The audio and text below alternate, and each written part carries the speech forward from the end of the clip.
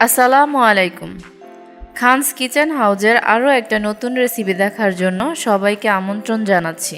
থানকুনি পাতার গুণাগুণ সম্পর্কে আমরা কম বেশি সবাই জানি, কিন্তু এই পাতার গন্ধের কারণে আমরা অনেকেই খেতে চাই না। তাদের জন্যই থাকছে আমার আজকের রেসিপি থানকুনি ডালের বড়া।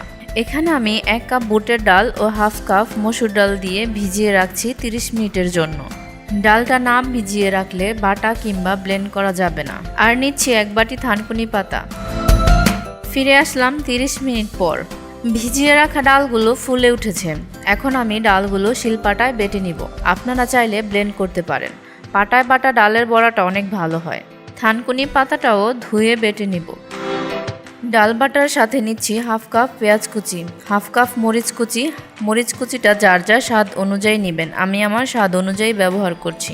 দিয়ে দিচ্ছি হাফ চা চামচ হলুদ গুঁড়া, পরিমাণ মতো লবণ, হাফ চা চামচ মরিচ গুঁড়া ও হাফ চা চামচ ভাজা জিরা গুঁড়া।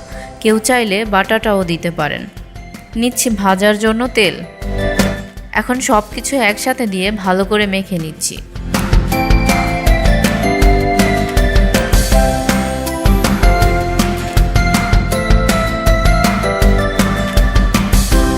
চুলা একটি কড়াইয়ে তেল ঢেলে দিলাম। তেলটা গরম হয়ে গিয়েছে। এখন আমি কম আঁচে ডোবা তেলে বড়াগুলো বাদামি করে ভেজে নিব। এ থানকুনি পাতার ডালের বড়াগুলো কিন্তু ভাত দিয়ে গরম গরম খেতে অসাধারণ লাগে, আর পাতার গন্ধটাও বোঝা যায় না। যারা থানকুনি পাতার গন্ধের কারণে খেতে চান না, তারা অবশ্যই আমার এই রেসিপিটা দেখে ডালের বড়াটা বানিয়ে খাবেন। আশা করি আপনাদের ভালো লাগবে। আমি সস আর সালাদ দিয়ে নিয়েছি বিকেলের নাস্তায়। সবার সুস্থতা কামনা করে এখানেই বিদায় নিচ্ছি। আল্লাহ হাফেজ।